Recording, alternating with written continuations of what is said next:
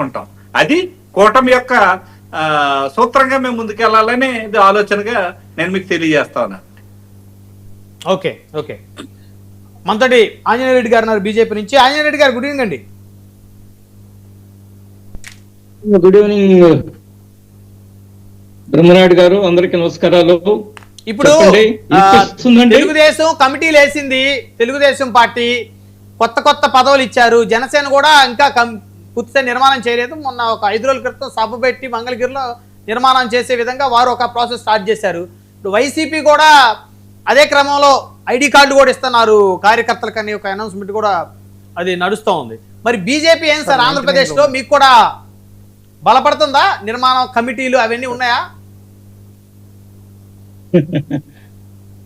Bharatiya Janata party ఎప్పుడూ కూడా సంస్థాగత నిర్మాణంలో మిగతా రాజకీయ పార్టీల కంటే మేము చాలా డిఫరెంట్ గా ఉంటాం. వినిపిస్తుందా బ్రహ్మనాయుడు గారు? వినిపిస్తుంది సార్, కంటిన్యూ చేయండి.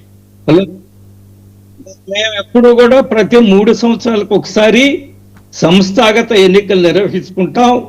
సంస్థాగతంగా సభ్యత్వం చేర్చుకుంటాం. గ్రామ స్థాయి నుంచి బూత్ స్థాయి నుంచి జాతీయ స్థాయి వరకు అన్ని స్థాయిల్లో మేము ఎన్నికల ద్వారా మా అధ్యక్షుడిని ఎన్నుకుంటారు.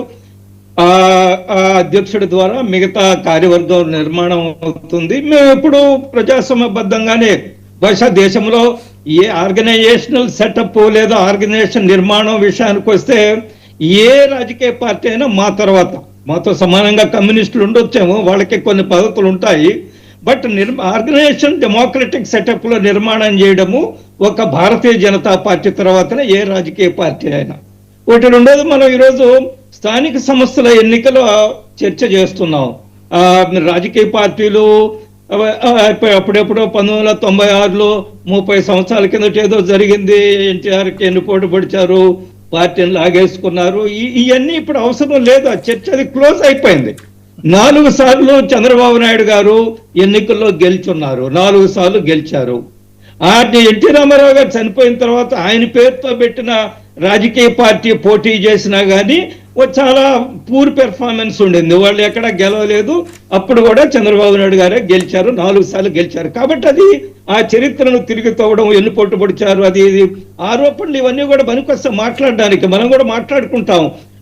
రాజశేఖర రెడ్డి గారి శవం అక్కడ ఉన్నప్పుడే అందరూ ఎమ్మెల్యేల చేత సంతకాలు చేయించుకున్నారు ముఖ్యమంత్రి కావాలని. ఇది నిజమో అబద్ధమో మనకైతే తెలియదు. కానీ ఈ చర్చ ఈరోజు అవసరం లేదు. కేవలం రాజకీయ ఆరోపణలు చేసుకోవడానికి పనికొస్తుంది తప్ప ఆ చర్చ ఇప్పుడు అవసరం అని నేను అనుకోవడం లేదు.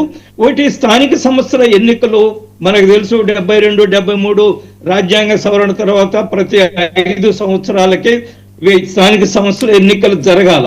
స్థానిక సంస్థలు ప్రజాభివృద్ధిలో, గ్రామ అభివృద్ధిలో స్థానిక సంస్థల పాత్ర చాలా ముఖ్యం. లోకల్ గవర్నమెంట్స్, స్థానిక ప్రభుత్వాలు ఈరోజు ప్రజాస్వామ్యము విలువలు వాటి యొక్క పద్ధతులు మారుతూ ఉన్నాయి. ఇంతకు ముందు లాగా లేదు. ప్రతిదీ ఢిల్లీ నుంచి పరిపాలించాలి అనే కాన్సెప్ట్ నుంచి ఈరోజు ఇండిపెండెంట్ గా గ్రామ స్థాయిలోనే సర్పంచ్లు, పంచాయతీలు నిధులు నేరుగా వాళ్ళకు వస్తున్నాయి, నిధులు ఖర్చు పెడుతున్నారు, గ్రామాల అభివృద్ధి జరుగుతుంది. రకరకాల అభివృద్ధి, రోడ్లు కానివ్వండి, శానిటేషన్ కానివ్వండి, లేదా గ్రామ ఆరోగ్యం సంబంధించిన కానివ్వండి, హైజీనిక్ కానివ్వండి, స్వచ్ఛ భారత్ కానివ్వండి, ఇవన్నీ కూడా గ్రామ స్థాయిలో పెద్ద ఎత్తున నిధులు వస్తున్నాయి, జరుగుతున్నాయి. అందువల్ల ప్రతి 5 సంవత్సరాలు ఒకసారి ఎన్నికలు జరుగుతాయి. కొద్ది సమయం అటు ఇటు, ఒక నెల రోజులు అటు ఇటు అయినప్పటికీ కూడా రాజ్యాంగ సవరణ తర్వాత ప్రతి 5 సంవత్సరాలు జరుగుతాయి. రేపు నవంబర్ కల్లా జడ్పీటీసీలు కూడా సమయం అయిపోతుంది, జిల్లా పరిషత్ చైర్మన్ల కాలం కూడా తీరిపోతుంది. కానీ ఒకటి నేను స్పష్టం చెప్పదలుచుకున్నాను. గత వైసీపీ ప్రభుత్వంలో జరిగినట్లుగా స్థానిక సంస్థల ఎన్నికలు జరగవు ప్రజాస్వామ్యబద్ధంగా. బ్రహ్మనాయుడు గారు, బ్రహ్మనాయుడు గారు వినిపిస్తుంది, కంటిన్యూ చేయండి. హలో, ఆంజనేయ రెడ్డి గారు వినిపిస్తుంది. హలో హలో వినిపిస్తుంది సార్, వినిపిస్తుందండి. ఓకే ఓకే, ప్రజాస్వామ్యబద్ధంగా స్థానిక సంస్థల ఎన్నికలు జరుగుతాయి. గత ప్రభుత్వంలో జరిగినంత దుర్మార్గం అసలు బహుశా భారతదేశంలో ఎక్కడా లేదు. మా నెల్లూరు మున్సిపల్ కార్పొరేషన్ లో ఉన్న మొత్తం 51 సీట్లు వైసీపీ గెలిచేసింది. మొత్తం ఎంపీటీసీ జడ్పీటీసీలను ఉండేది వైసీపీ ఎంపీపీగా ఇది చరిత్ర. ఇప్పుడు గవర్నమెంట్ వచ్చిన తర్వాత ఒకే ఒక ఎంపీటీసీ ఉన్నటువంటి ఏర్పేట మండలంలో ఒకే ఒక ఎంపీటీసీ ఉన్నటువంటి ఏర్పేట మండలంలో కాళహస్తి నియోజకవర్గంలో ఈ రోజు ఎంపీపీగా ప్రమాణ స్వీకారం చేశారు తెలుగుదేశం పార్టీ. అది కూడా ఏంటి, తెలుగుదేశం పార్టీ అంటూ ఆ ఎంపీటీసీని కూడా వైసీపీ నుంచి తీసుకున్నారు. ఇటువంటివన్నీ మీరు చెప్పండి నా పెద్దోళ్ళు. గారికి 30 సంవత్సరాల కింద జరిగిన ఎన్నికోట్ల గురించి మాట్లాడతారు. నేను 5 సంవత్సరాల కింద జరిగిన ఎన్నికల గురించి మాట్లాడకూడదా? వెన్నుపోటు అనేది వాస్తవం. అది ఎన్ని సంవత్సరాలకైనా మార్చిపోతుంది. అది జరిగింది వెన్నుపోటు అనేది రామారావు, దేవుడు లాంటి రామారావు మీద జరిగింది. ఇప్పుడు ఇప్పుడు జరిగేది బ్రహ్మనాయుడు గారు ఏమిటి, ఇది నాకు అర్థం కావడం లేదు. ఆయన 30 సంవత్సరాల కింద ఎన్టీ రామారావు గురించి ఆయన మాట్లాడవచ్చు. 5 సంవత్సరాల కిందట దుర్మార్గంగా ఈ రాష్ట్రంలో జరిగిన స్థానిక సంస్థల ఎన్నికల గురించి నేను మాట్లాడకూడదా? మొత్తం పెద్దిరెడ్డి రామచంద్రారెడ్డి గారి ప్రాంతంలో చిత్తూరు జిల్లాలో అన్ని ఎంపీటీసీలు గెలుస్తారు, అన్ని జడ్పీటీసీలు గెలుస్తారు. నామినేషన్లు వేయనివ్వరు, నామినేషన్ వేయడానికి పోతాయి, పెరుక్కొని నామినేషన్ పేపర్లు చించేస్తారు. ఈ రోజు కూడా రామచంద్రారెడ్డి ఫ్యామిలీలో నుంచి ముగ్గురు నిలబడితే వాళ్ళ తమ్ముడు కొడుకు ముగ్గురు గెలిచారండి.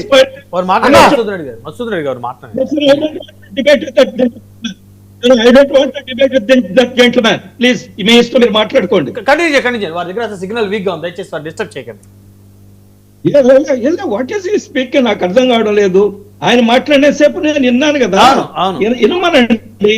ఒకటి. రెండవది, నేను వైసీపీ ప్రభుత్వం ఆ విధంగా ఎన్నికలు జరగవు ప్రజాస్వామ్యబద్ధంగా. గత వైసీపీ ప్రభుత్వంలో ఎంత దుర్మార్గంగా స్థానిక సంస్థల ఎన్నికలు జరిగాయో నేను స్వయంగా విట్నెస్ అండి. ఇప్పుడు వైసీపీ ప్రభుత్వంలో జరిగినట్టు ఎన్నికలు జరగవు, ప్రజాస్వామ్యబద్ధంగా జరుగుతుందని మీరు పదే పదే చెప్తున్నారు. నేను నోట్ చేసుకున్న ఈ పాయింట్.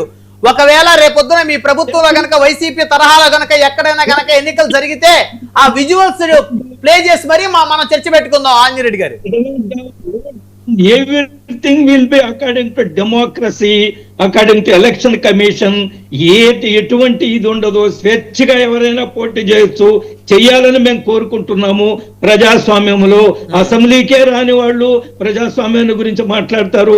అసెంబ్లీకి వచ్చి ప్రభుత్వాన్ని ప్రశ్నించిన వాళ్ళు టీవీ చర్చల్లోకి వచ్చి మాట్లాడుతుంటారు. నేనేమంటున్నా అంటే రాబోయే ఎన్నికలు ఖచ్చితంగా ప్రజాస్వామ్యబద్ధంగా జరుగుతాయి. కూటమి ఘన విజయం సాధిస్తుంది. కూటమి మధ్య పర్ఫెక్ట్ అండర్స్టాండింగ్ ఉంది, బాడీ లాంగ్వేజ్ పర్ఫెక్ట్ ఉంది, వాళ్ళ మధ్య ఆ కోఆపరేషన్ అండ్ కోఆర్డినేషన్ చాలా బాగుంది. బట్ సమస్యలు లేవా? కింద స్థాయిలో కొన్ని చిన్న చిన్న సమస్యలు ఉంటాయి. ఒక రాజకీయ పార్టీలోనే సమస్యలు ఉన్నాయి. ఈరోజు వైసీపీ పార్టీ చాలా సంక్షోభంలో ఉంది.